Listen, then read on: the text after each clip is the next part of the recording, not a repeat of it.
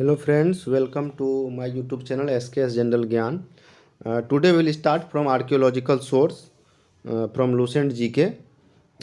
इससे पहले हम लोग ये देखेंगे इस चैप्टर में आज का जो टॉपिक में हम लोग पढ़ेंगे उसका ब्रीफ देख लेते हैं। सबसे पहला है origin and development of Indian archaeological source में है आर्कियोलॉजिकल सोर्स के अंदर आता है origin and development of Indian archaeology. अब काइंड्स ऑफ आर्कियोलॉजी तीन टाइप का आर्कियोलॉजी होता है, इंस्क्रिप्शन, क्वाइंस एंड मोनूमेंट्स। और इंस्क्रिप्शन दो टाइप का है, फॉरेन इंस्क्रिप्शन और इंडिजिनियस इंस्क्रिप्शन। इसके बाद फिर क्वाइंस आता है, क्वाइन भी फॉरेन क्वाइन और inscription monuments coin. And monument भी दो टाइप का है, फॉरेन मोनूमेंट और indigenous monument.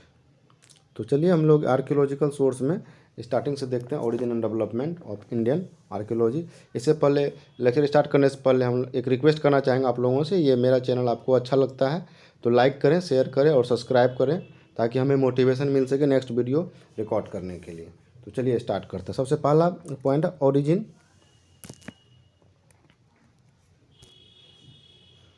Origin and development of Indian archaeology. Indian archaeology का ओरिजिन और डेवलपमेंट कैसे हुआ?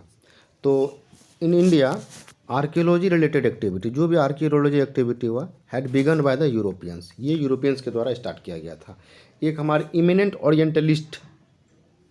ओरिएंटलिस्ट मतलब होता है आपको a person who studies Asian countries language और ईटीसी। जो एशियन लैंग्वेज और कंट्रीज़ के बारे में स्टडी करता है उसको ओरिएंटलिस्ट बोलते हैं। तो eminent orientalist sir William Jones 1746 to 94 AD founded Asiatic Society of Bengal. जो सर विलियम जोन्स थे Asiatic Society of Bengal found किए, जिसका हेडक्वार्टर कहाँ पे? कोलकाता में है। कब फाउंड किए थे? 1784 AD। नेक्स्ट आते हैं हम लोग, नेक्स्ट पॉइंट है in the beginning of the activity Asiatic Society were limited to language and literature. जब ये बिगनिंग में हुआ था तो एशियाटिक सोसाइटी लिमिटेड था किस पे? लैंग्वेज और लिटरेचर पे। But soon society had noticed archaeology. इसके बाद फिर आर्कियोलॉजी पे ध्यान दे दिया। A large number of inscriptions were collected. बहुत सारा इंस्क्रिप्शन कलेक्ट किया गया। But there were a big problem, बहुत बड़ा प्रॉब्लम आया। क्या प्रॉब्लम था? These inscription could not be deciphered because of ignorance of script. इस इंस्क्रिप्शन को जो है समझ नहीं जा पा रहा था क्योंकि स्क्रिप्ट क्या कौन सा स्क्रिप्ट में था उसको हम लोग इग्नोर कर दे रहे थे। तो इस प्रॉब्लम को सॉल्व करने के लिए आए इस the problem was solved by the James Prinsep. इस प्रॉब्लम को सॉल्व करने के लिए जेम्स प्रिंसिप साहब आए तो वो इस प्रॉब्लम को सॉल्व कर दिया। उसका डिसिफरमेंट मतलब होने लगा, कौन सा लैंग्वेज है उसका आर्कियोलॉजी का डिसिफरमेंट होने लगा, मतलब उसको समझने की कोशिश किया जाने से लगा कौन कौन स्क्रिप्ट में है। तो ये कौन थे? जेम्स प्रिंसिप थे, एक मिनिस्टर ऑफ एशियाटिक सोसाइटी के मिनिस्टर थे and founding editor of the journal of Asiatic Society, और founding editor of the journal थे एशियाटिक सोसाइटी के। तो बाय द डेसिफरमेंट से क्या हुआ? अब ब्राह्मी स्क्रिप्ट इन 1837 AD। सबसे पहले ब्राह्मी स्क्रिप्ट का डिसिफरमेंट हुआ and after he succeeded to decipher Ashokan inscription. इसके बाद क्या किया उसने? पहले ब्राह्मण स्क्रिप्ट को किया, फिर अशोकन इंस्क्रिप्ट को किया। He also decipher the Kharosthi script.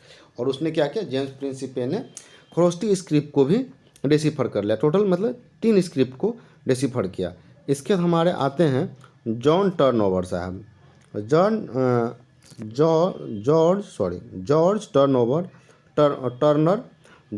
John Turner का जो है टाइम ड्यूरेशन है 1799 to 1840 AD। ये ऑफिसर ऑफ द सिलोन अभी ये पुराना नाम है सिलोन, अभी जिसको हम लोग श्रीलंका बोलते हैं। सिविल सर्विस का ये श्रीलंका सिविल सर्विस का ऑफिसर था। Forwarded the research work regarding Indian archaeology. इसने क्या किया? इंडियन आर्कियोलॉजी का रिसर्च वर्क को फॉरवर्ड किया, आगे बढ़ाया। By the identification of Piyadasi या प्रियदर्शी। उसका क्या मार्क दिया? पियादसी या Priyadasi with Maurya king Ashoka as mention in the ancient Buddhist text. ये मौर्य किंग अशोका के साथ मिलकर इसने रिसर्च वर्क को बढ़ाया। और ancient as mention in the ancient Buddhist text, ये चीज़ कहाँ मेंशन है? बुद्धिस्ट टेक्स्ट में मेंशन, एंशियंट बुद्धिस्ट टेक्स्ट। इसके बाद आए Alexander Alexander Cunningham. Alexander Cunningham जो है ये एक ब्रिटिश आर्मी इंजीनियर है, डिप्यूटेड इन बंगाल, जो कि बंगाल में डिप्यूटेड थे। Was very helpful in explaining works of James Prinsep. इसने जेम्स प्रिंसेप के वर्क को एक्सप्लेन किया। Sir Alexander Cunningham was appointed archaeological surveyor of the archaeological survey of India. इस जो एलेक्जेंडर कनिंगम थे, इसका टाइम ड्यूरेशन है 1861 to 85 AD, was appointed archaeological surveyor of the archaeological survey of India. इसको archaeological surveyor इसको appoint किया गया। ये कहाँ पे है? ASI का हेडक्वार्टर न्यू दिल्ली में। Founded in 1861 in the reign of the governor general and viceroy of Lord Canning. इसमें गवर्नर जनरल और वाइसरॉय कौन थे? लॉर्ड कैनिंग थे। फॉर इज ग्रेट कंट्रीब्यूशन, इसका जो एक ग्रेट कंट्रीब्यूशन था in the field of Indian archaeology, sir Alexander Cunningham is called the father of Indian archaeology. इसी कारण सर एलेक्जेंडर कनिंगम को फादर ऑफ इंडियन आर्कियोलॉजी बोला जाता है। नेक्स्ट पॉइंट हमारा, इन 1885 AD Cunningham retired from his post. Cunningham जो है अपना रिटायर्ड हो गया पोस्ट से। आफ्टर हिज रिटायरमेंट जेम्स बर्गीज आए 1886 से लेकर के 1889 AD होल्ड द पोस्ट। तो कनिंगम के रिटायरमेंट के बाद जेम्स बर्गीज आए, इसने 3 साल के लिए पोस्ट होल्ड किया। But after his retirement in 1889 फिर ये जॉन बर्गीज रिटायर कर गए। द कैओस स्प्रेड, एक कैओस मतलब होता हलचल, एक हलचल हुआ। That prolonged for about 13 year, जो कि 13 साल तक चला, 1889 to 1902 तक चला। इसके बाद हम लोग आते हैं नेक्स्ट पॉइंट में। In the beginning of the 20th century the favourable condition had been established by the governor general. एक फेवरेबल कंडीशन इस्टाब्लिश हुआ गवर्नर जनरल एंड वाइसरॉय कौन थे? लॉर्ड कर्जन थे। He set up separate department of archaeology, उसने एक separate department archaeology का setup किया। And appointed John Marshall as the director general of the archaeological survey of India. और इसमें एक डायरेक्टर जनरल अपॉइंट कर दिया गया जिसका नाम है जॉन मार्शल। कौन से ईस्वी में किया? 1902 AD में। Marshall holds this post for 26, और मार्शल जो इस पोस्ट पे 26 ईयर तक रहे, 1902 to 1928 तक रहे। John Marshall with the help of their associates, John Marshall जो है एसोसिएट्स के हेल्प से, एसोसिएट्स कौन सा? Dayaram Sahni, discovery of the Harappa 1921। Rakhal Das Banerjee, discovery of the Mohenjodaro 1922। Ernest Mackay कौन था? चांद का डिस्कवरी किया था। ऑरल स्टीन सुक्ता जेंडर का स्टडी किया था। Succeeded firstly to come in light the ruins of the ancient site, जो ruins ऑफ एंशियंट साइट था इसके बारे में पता लगा। तो formal announcement of the discovery of Indus civilisation was made in 1924 by the John Marshall. जो formal announcement था इंडस सिविलाइजेशन का 1924 में किया गया जॉन मार्शल के द्वारा। ये क्या बताता है? Revealing of Indus civilisation change the stream of history. जैसे इंडस सिविलाइजेशन का पता चला, इसने क्या किया? स्ट्रीम ऑफ हिस्ट्री को चेंज कर दिया। Civilisation of change the stream of history, in other words it was turning point in the Indian history. और ये इंडस सिविलाइजेशन का जो डिस्कवरी था ये टर्निंग पॉइंट था इंडियन हिस्ट्री में। इसलिए now India was placed on global map. अब क्या कर दिया गया? इंडिया को ग्लोबल मैप पे प्लेस कर दिया गया because it had a antique civilisation like Indus valley civilisation, क्योंकि इसके पास एक Indus valley civilisation like antique civilisation था। Like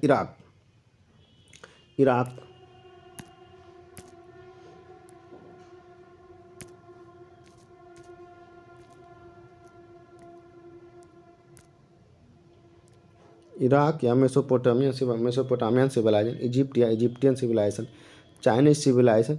before Marshall it was believed that civilisation in India begin with the Vedic Aryans.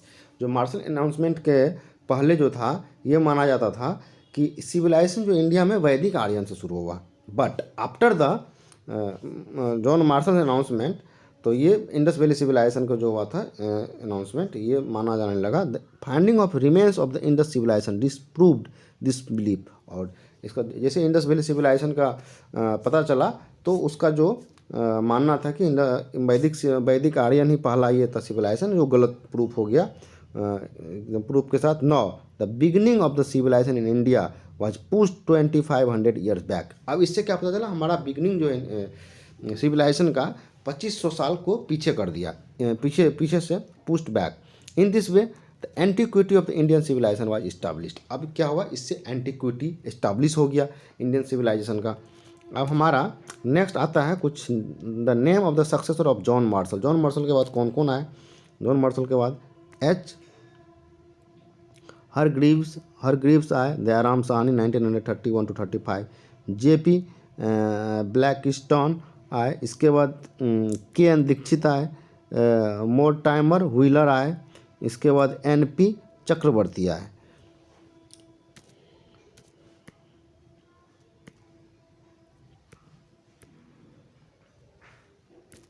अब हम लोग देखते हैं काइंड्स ऑफ आर्कियोलॉजिकल सोर्स। तो हम स्टार्टिंग में ही पढ़े हैं, तो कितना कैटेगरी का है? 3 टाइप्स का है। इंस्क्रिप्शन है, क्वाइंस है, मोनूमेंट्स है। The study of inscription, inscription के स्टडी को बोलते हैं एपिग्राफी, और जिसको स्टडी करता है the person who studies it is known as epigraphist. तो इंस्क्रिप्शन के स्टडी को हम लोग एपिग्राफी बोलते हैं, और जो पर्सन इंस्क्रिप्शन का स्टडी करता है the person who studies it is known as the epigraphist, and the study of coins is known as numismatics। जो coin का स्टडी करता है उसको numismatics बोलते हैं, and the person who studied it is known as numismatists। The numismatist society of India was founded in Allahabad in 1910 AD। numismatist society India में found हुआ था 1910 में। कहाँ पे? इलाहाबाद में। अब हम लोग पहला पॉइंट इसका इंस्क्रिप्शन देखते हैं। इंस्क्रिप्शन जो है are the most important source of archaeology. Inscription जो है most important source archaeology source का। इंस्क्रिप्शन 2 कैटेगरी में डिवाइड किया गया, foreign inscription and indigenous inscription. तो फॉरेन इंस्क्रिप्शन हम लोग देखते हैं Boghazkoi inscription 1380 BC। The earliest decipherable readable inscription regarding India is Boghazkoi inscription. इसको बोलता है Asia Minor Turkey, which was discovered in 1906 AD by German archaeologist Hugo Winkler, जो कि इसका डिस्कवरी हुआ था हुगो विंकलर के द्वारा। This inscription was founded in the form of clay tablets from बोगहजकोई।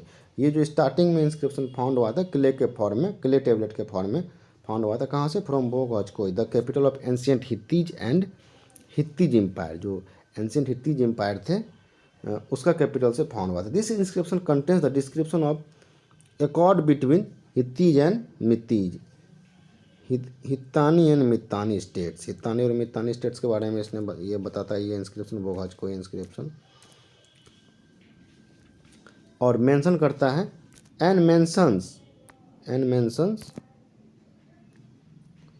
4 वैदिक डिटीज। 4 वैदिक डिटीज मतलब होता है देवी देवता। तो 4 वैदिक डिटीज इंद्र, मित्र और Varuna Nasatya, that is Ashwini Kumar, as a god deities of accord. These gods are also mention in the Rigveda. ये जो भगवान के नाम है ऋग्वेदा में मेंशन है। दस बोगहज का inscription prove that Asia minor was the original homeland of the Aryans. ये क्या बताता है बोगहज का इंस्क्रिप्शन? एशिया माइनर जो था ओरिजिनल होमलैंड ऑफ आर्यंस का होमलैंड था। In other words it confirm that Central Asian theory, और ये कन्फर्म करता है Central Asian theory. Central Asian theory क्या होता है? आर्य जो आए थे, indicates that transition of Aryan from the Central Asia to in India. जो ट्रांजिशन हुआ था आर्यन का from Central Asia to India भाया ईरान के होके आए थे। सेकेंड इंस्क्रिप्शन है हमारा, सेकेंड इंस्क्रिप्शन है बेहुस्तन इंस्क्रिप्शन। बेहुस्तन इंस्क्रिप्शन जो है 520 to 18 BC एंड नास्क e Rustam inscription 515 BC। These 2 inscriptions are concerned with the reign of Persian और ईरानियन एम्पायर दारियस वन। ये जो 2 इंस्क्रिप्शन है कंसर्न है रेन ऑफ पर्शियन और Iranian empire Darius one. These are the found from Behistun and नास्क e Rustam. ये जो inscription था बेहुस्तून और नास्क के रुस्तुम से फाउंड हुआ था। According to Behistun inscription Darius one annex the गदर दैट इज गंधार एंड सतागु that is Sapt Sindhu, and after annexation he constituted this area in the 20th satrapy, that is satrapy means province होता है, province मतलब राज्य, province of his empire. This province was so fertile that from this province the empire receive 360 talent gold. ये province इतना fertile था कि empire को जो है 360 टैलेंट गोल्ड डस्ट मिलता था as a revenue, according to the Herodotus. According to नास्क e Rustam inscription, Persian empire Darius one possesses the Hindu valley, Hindu और Sindhu valley. Iranian inscription are written in Persian language, Iranian inscription जो है Persian language में लिखा गया है। And cuneiform script before 1837 AD Iranian inscription were deciphered by the Henry Rawlinson. जो before 1837 से पहले जो ईरानियन इंस्क्रिप्शन था वो हेनरी रॉलिंसन के द्वारा डिसिफर किया गया था। ये कौन थे? British officer of the British East India company and deputed in Afghanistan. कहाँ थे? फिर अफगानिस्तान में ड्यूपिटेड थे and others.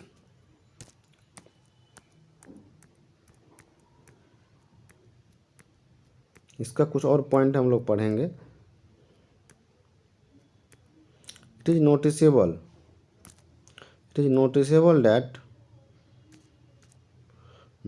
that among the foreign inscription of the India, the earliest deciphered inscriptions are Iranian inscriptions, that is Behostam and Nask-e-Rustam inscription. Of course, among indigenous inscription, the earliest deciphered inscription are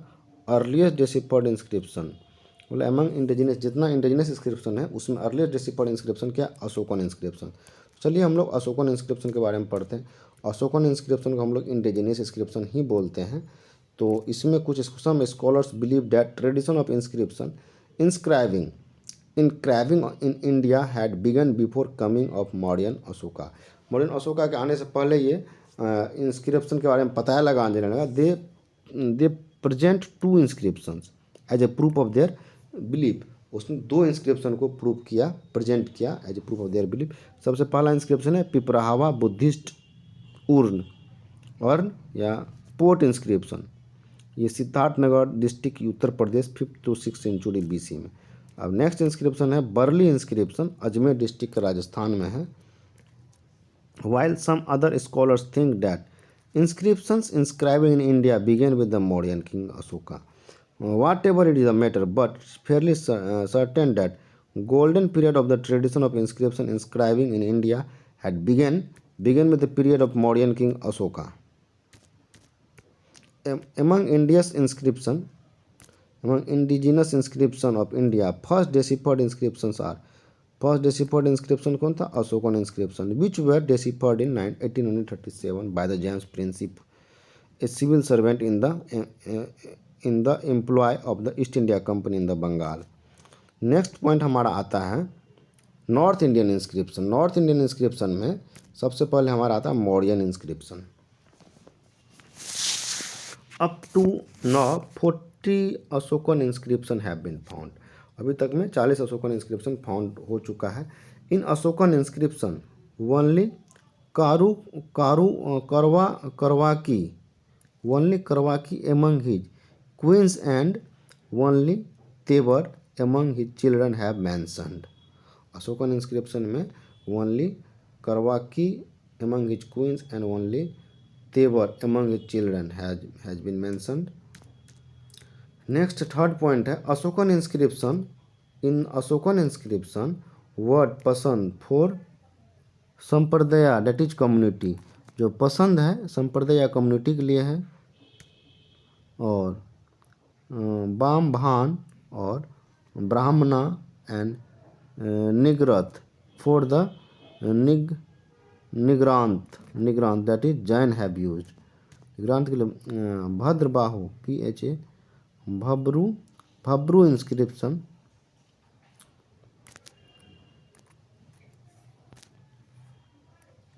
भब्रू inscription only Ashokan inscription in which Bostrophadan script is used. Bostrophadan writing like piece of an ox. This script is bidirectional script. ये जो script है Bostrophadan bidirectional from right to left and left to right in alternate lines. इसके बाद आता है येरागुडी। इन Yerragudi inscription Andhra Pradesh से ये लिया गया है। The matter of the inscription is written in Brahmi script but right to left Brahmi script is written from right to left. Brahmi script जो है right left to right direction only. इन 4 Ashokan inscription found from the Maski, Gujarra, Nittur, Uday Golam, the word Ashoka is used for him. Bhabru inscription is the only Ashokan inscription in which Mauryan king Ashoka called himself Magad Raja, that is Raja of Magad. इसके बाद इसका 8वां point है Ashokan Junagadh major rock edict is the inscription on which later Saka ruler Rudraman and Gupta ruler Skanda Gupta inscribe their inscription. इसका 9th inscription है Ashoka Allahabad pillar edict is the inscription on which inscription of 4 persons are inscribed Ashoka, Karuvaki, Samudra Gupta and Jahangir. The first discovered inscription of Ashoka is first discovered inscription क्या है? First discovered inscription of Ashoka is Meerut Delhi pillar addict which had discovered in 1750 AD by the Joseph Tiefenthaler, an European Jesuit missionaries and geographer. अब Ashokan inscriptions are generally written in Brahmi script and Prakritic language. जो Ashokan inscription है Brahmi script और प्राकृत language में लिखा गया है। दो Prakrit was the language use in the Ashokan script, जो प्राकृत लैंग्वेज था वो अशोकन स्क्रिप्ट में यूज किया गया है। The script varied from region to region, ये जो स्क्रिप्ट है रीजन टू रीजन वेरी करता है। Brahmi script in the eastern India, Kharosthi script in north western India. Brahmi script जो है ईस्टर्न इंडिया में चलता है, खरोष्टी स्क्रिप्ट जो है north western India and Greek. Aramaic script is in western India. अब है मेरा मानसेड़ा and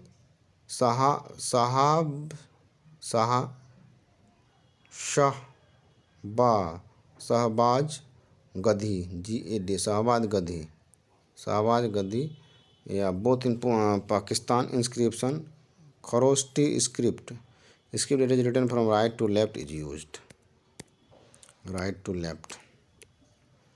in Sharai Kuna Kandahar Afghanistan inscription Greek and Aramaic script is used.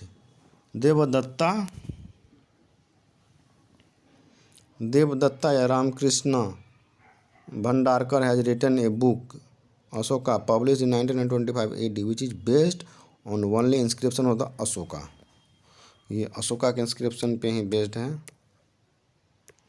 अब हमको इसमें लास्ट पॉइंट देखते हैं, है दशरथाज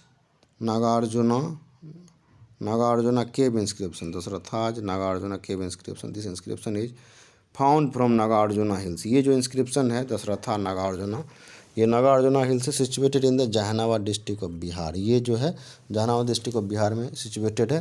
this inscription is written in प्राकृतिक लैंग्वेज। ये इंस्क्रिप्शन जो है रिटन इन प्राकृतिक language Dasharatha Nagarjuna cave inscription and Brahmi script और Brahmi. According to the inscription king Dasharatha grandson of Ashoka donated 3 caves, namely Vapika, Gopika, Vadhithika cave to Ajivika monks so they can reside in the rainy season। जो कि आजीविका मोंग को इसने donate कर दिया था 3 caves, वापिका, गोपिका और वादिथिका। तो आजीविका मोंग को इन्हें गिफ्ट किया था ताकि वो रेनी सीजन में उसमें रह सके। तो आज का लेक्चर यहीं ख़त्म करते हैं। आपको अगर ये लेक्चर अच्छा लगा दोस्तों तो लाइक करें, शेयर करें, सब्सक्राइब करें ताकि हमें मोटिवेशन मिल सके नेक्स्ट लेक्चर रिकॉर्ड करने में। Thank you very much for watching my video. Thank you.